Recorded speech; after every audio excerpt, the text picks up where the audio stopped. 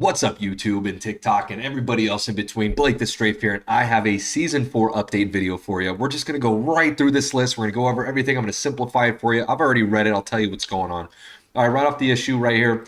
Various performance issues from improper first-person animations, fixing that up. Customization. Camos cannot be equipped on the BEAST glove blueprint for the Gladiator. If you guys want to just check out on customization, these things are pretty minor. But I want to really get into the meat and the potatoes of things here. Let's get into the Battle Royale count. Number one, we are up to 120 players instead of 100 now on the big map. So if you guys like a little bit more action like I do, this is a huge, big change for us. I think we're going to have a lot more gunfights going on instead of just looting for long periods of time. You know me, I'm a big Rebirth player. If you like Rebirth, I think this is going to help you get back onto the other big map. Map updates include a bunker. Unlock bunkers now have escape hatch as an alternative exit, so you're not just trapped in there.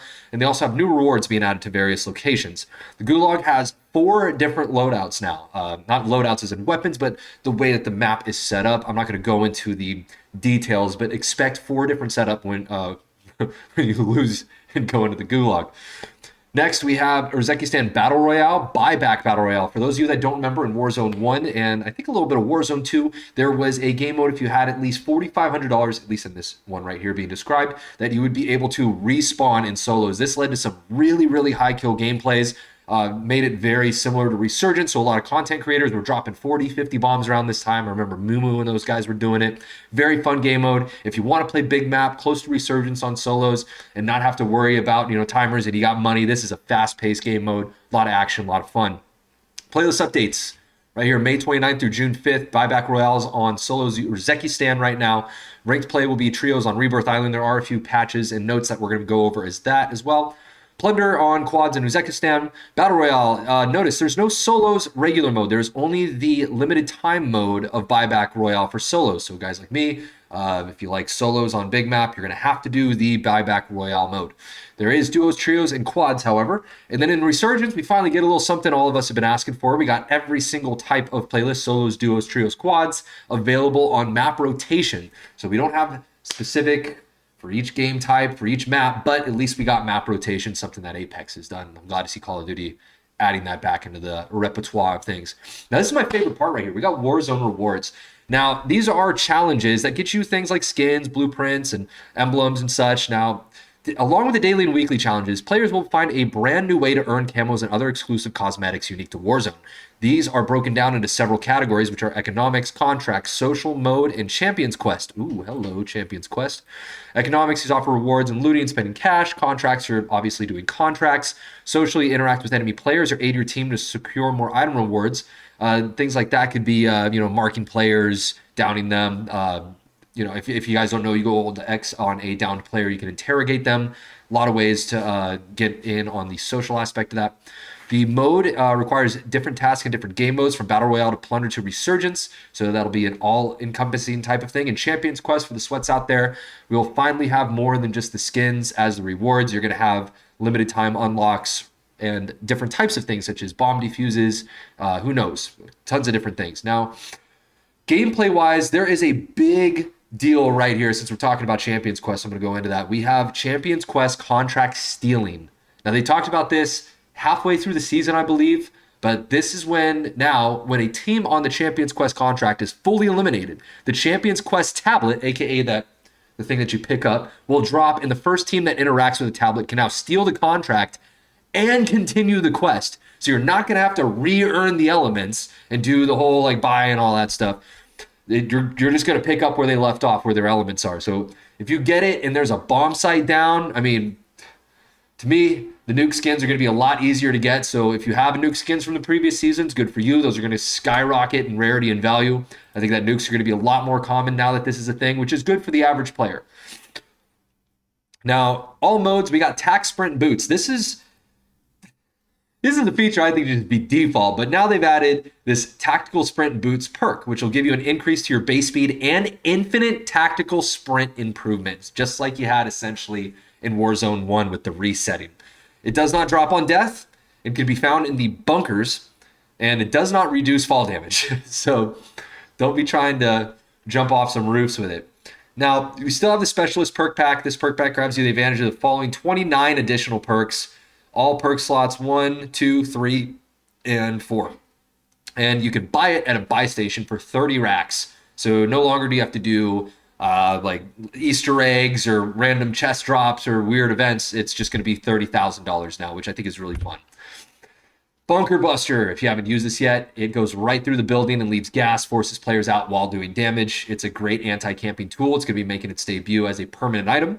The utility box, if you guys haven't been playing Rebirth, it gives you ammo and armor, allows you to restock on everything in your arsenal, not just plates, not just munitions. Loot hot zones, this is new. Designated points of interest on the map may be identified as loot hot zones. These do not appear on the TAC map, rather they must be discovered. So it's very similar like Apex, in which there's going to be more loot in certain locations now. It's unlike Apex, so it's not going to show on the map when you first drop in. You're going to have to find them. It'll most likely be in high traffic areas, so places that are usually high traffic, I'm willing to bet, are going to be high loot zones. Runaway Train public event. Each Battle Royale match will have a 10% chance of ending in a Runaway Train public event. During this end game event, the safe... Oh, look at this. There's a typo. The safe W zone will be the train. The drivable controls are disabled, making players strategically work to gain control of the train. Now, this was in the Christmas side game type. If you guys don't remember last year, they had the Santa's Runaway Train when he was the evil NPC you had to kill. And this, you go throughout the map on that as the safe zone. So that is coming back to Warzone. That'll be fun. And then there's a new vehicle, the Polaris Razor, or the RZR. Now, for those of you that don't know, Polaris is an actual company that makes off-road vehicles. My old boss was actually a world champion that used to beat Polaris with his Can-Am, fun fact. The Polaris Razor Pro R, a real-world side-by-side UTV offering immediate acceleration. Ooh! Immediate acceleration, something we haven't had since Warzone 1. It's going to make vehicle plays a lot more fast-paced now, I would say, for being able to get away from a situation rather than granny pedaling it out of a dangerous area. Nimble handling and rugged durability are now available as a land vehicle within Uzbekistan. Oh, not Rebirth. Appearing as Polaris Razor on your TAC map, the side-by-side differs from the current in-game UTV as it offers tighter turning circle and handling, better acceleration, 3 seats, and improved fuel economy. Very nice.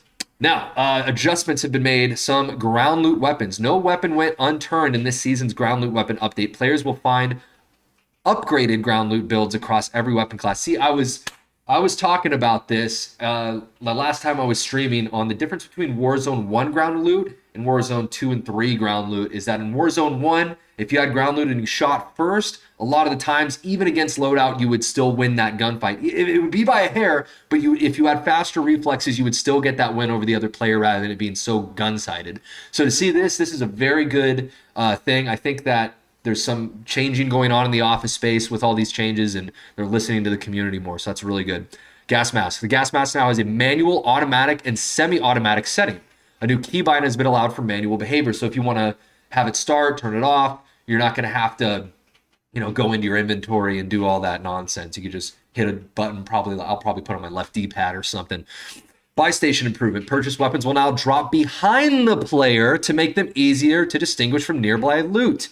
So when people are dying by the buy station, you got like 40 guns and claymores and all kinds of other stuff there. Now the weapons that you buy are going to be behind you, so be sure to turn around. Don't buy the same gun twice. Now, Uzbekistan Battle Royale has had some changes. The initial circle, the delay time before the initial circle begins to shrink has been increased to 2 minutes, up from 1. This change will give a bit more time for players to find bunkers and also adjust matches pacing to fit 120 players. So the storm will not shrink for the first time for an extra minute now. So you have an extra minute of gameplay at the beginning to loot up and get ready. Redeployment weapons. Players will now respawn from Gulag with updated primary and secondary weapons. I made that mistake the other day, dropping in after winning Gulag. Didn't know I only had a pistol, so I'm glad to see that this is back. Gulag loadouts. Updated some primary and secondary Gulag loadout weapons. Adjusted weapon loadouts in the locked and loaded and punishment Gulag events. So you're going to have different guns for different events. Through those 4 different, like we talked about, gulags. And C4 has been removed. Damn it. I love C4. All right, so loot updates. I'm not going to go into a lot of this, but let's just do the basics here. Cash via ground loot and supply boxes has been reduced by 50%. And the density of ground loot has been decreased by 15%. So the econ of the game is going to be pretty rough now on a lot of the resupplying, but I'm thinking what they're thinking of is because there's more players, those more players will be dropping $500 more frequently, so this will kind of counter the excess economy that could have occurred due to the extra players being in the game. If you want to read into more, there's things on supply boxes, gulag tokens, redeploy packs, redeploy flares, low chance and legendary chests, so it's been lowered. Lower chance when support items can spawn, such as medical cabinets. So medical cabinets used to drop them, probably not going to happen too often anymore, so don't count on finding that. And we can go to certain things, but I really want to go over a quick buy station inventory update. Everything is different price now. Team Revive, 3,000. That's cool. Still, armor plates 300, gas mask is 3,000, so that's up. Ammo box is 2,000, UAV 6,000, supply UAV 2,000. I don't remember supply UAV. That's cool. Loadout will vary between playlists. Cluster Strike 4,000, same price as Precision. Utility box 3,000. That's cool. You can buy utility now. Self Revive 4K still. Portable radar still 2K. Yes, my turtle shells. Mosquito drones 4,000. You can buy mosquito drones now. A bunker buster for 4K. Gulag token for 40,000. Of course, as we mentioned earlier, specialists, you can only buy one of those per buy station. So don't be going there with your team. You guys are going to have to split up. Rebirth Island Resurgence, late game circles. Circles may now end on a wider variety of locations than before. Wow, so you're telling me it's not just going to be halfway in the ocean or on prison? Perfect. All right, weapons, new weapons. We got the Superi 46, a submachine gun, and the Kar98K. Now, the Superi 46, from what I've been researching and looking into, it is going to be a 30 millimeter fast gun. And I mean fast as in movement speed. It has a very short minimum distance range. So or maximum damage at minimum distance range, like you're gonna have to be within 10 to 12 meters. So be very careful on using that as a sniper support. You might be better off using the AMR. But the Kar98K, hey, for those of you that don't know, this is the best sniper to ever have existed in Warzone. Now, I don't know how it operates yet. I don't know if it sways. I don't know what's going on with this, but this bolt action rifle is a one-hit headshot ever since it came out. It's just been a beast of a gun. Very fast ADS, fast movement speed. I hope it lives up to its old potential.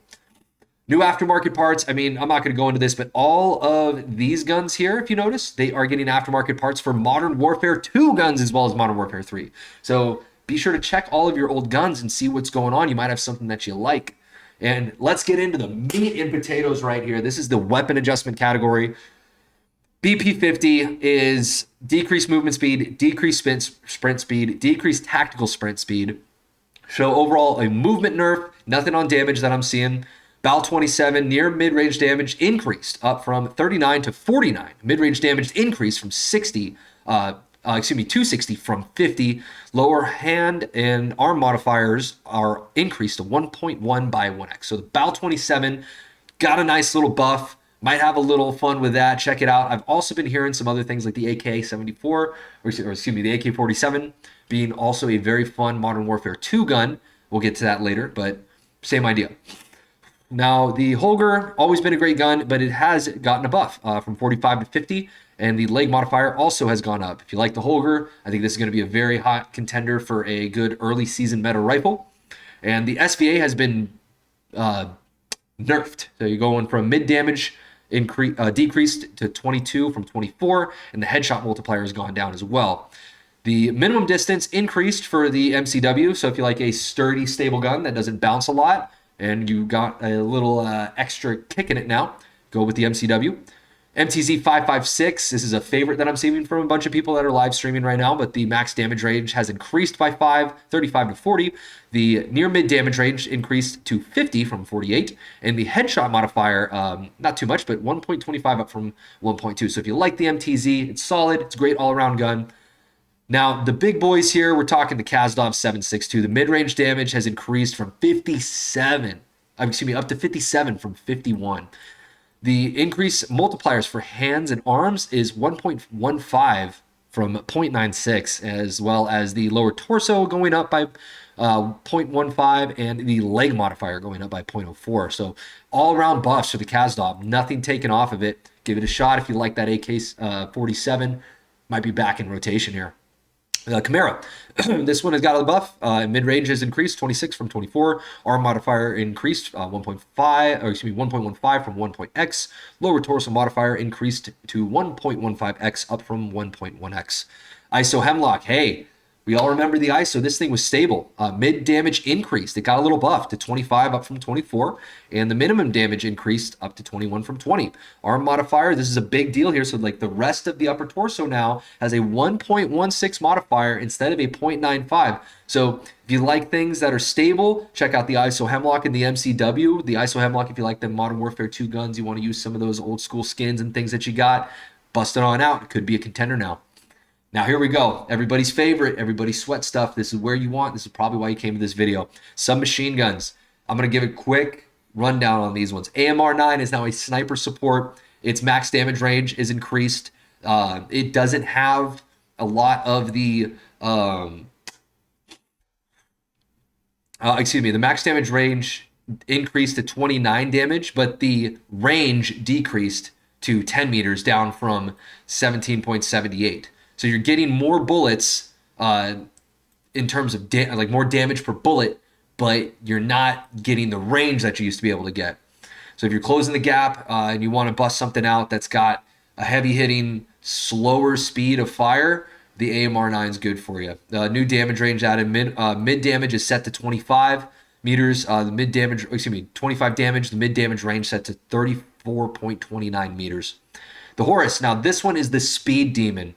I'm not going to go into all the nits and grits here, but this is a speed demon gun. That's all you need to know about it. You don't need nothing crazy, but it's there for you. It's a runner. Rival 9 got an increase on the bullet velocity and the increased rate of fire from the Jack Headhunter carbine conversion kit. So I think that this makes it to 882 rounds per minute, up from 682. So you're talking dumping packets on people. If you want a good conversion kit to test out, I would probably start with this Rival 9, even though it got a little bit of a buff on the increased bullet velocity here. I don't think it's going to take away from the damage, especially when you have this rate of fire being increased as well. It's only going to make the TTK that much faster. Striker 9, nerfed. Don't even look into it. Completely nerfed right into the ground. And my favorite, my baby, my pride and joy, the WSP9 is also nerfed. Light machine guns. Headshot modifier decreased to 1.2, down from 1.4x for the DG58. Now this thing was really, really good if you hit headshots in close range. They had to do this for balancing. And the bullet velocity is down to 780. However, there is the high velocity rounds that you can use that'll bring it back up to that old speed. So you'll have to probably take off an attachment. Most people that are using the Jack glassless, or if they're using high grain rounds, I would suggest going over to the high velocity. Even though this thing did get a headshot multiplier debuff, it'll still do the same damage output to chest, which is what most people hit. You're not going to notice too much of a difference with it unless you hit a lot of headshots like your boy. No, I'm kidding. But yeah, I do. But if you want to try this out, just keep in mind the headshots aren't going to do as much damage, so don't stress on lifting up the aim up to the head. Just let it ride.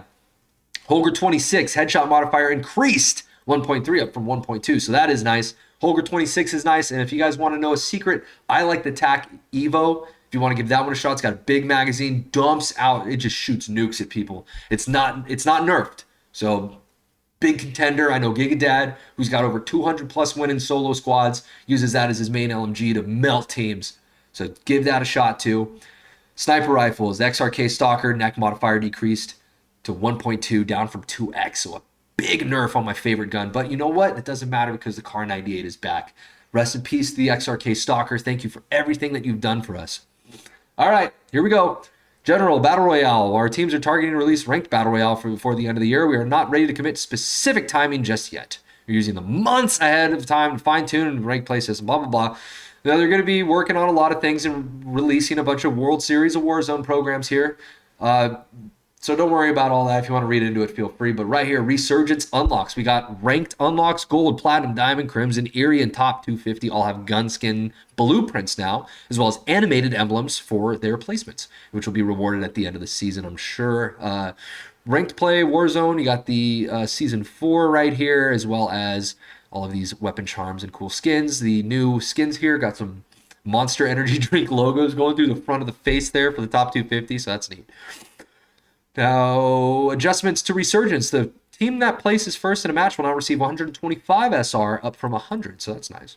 Iridescent deployment fees have been reduced by 5 SR. This does not apply to the initial cost bracket when promoted to Iridescent.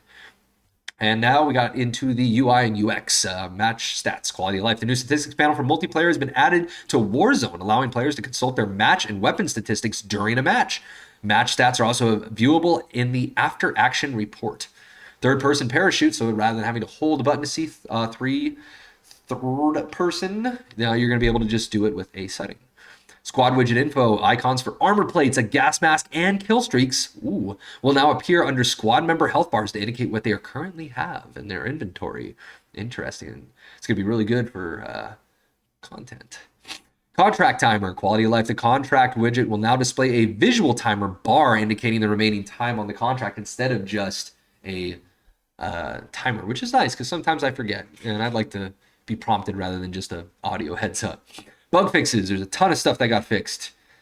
I'm not going to go into the details, but if you guys want to read up on those, this is the Season 4 patch notes. Thank you so much for tuning in.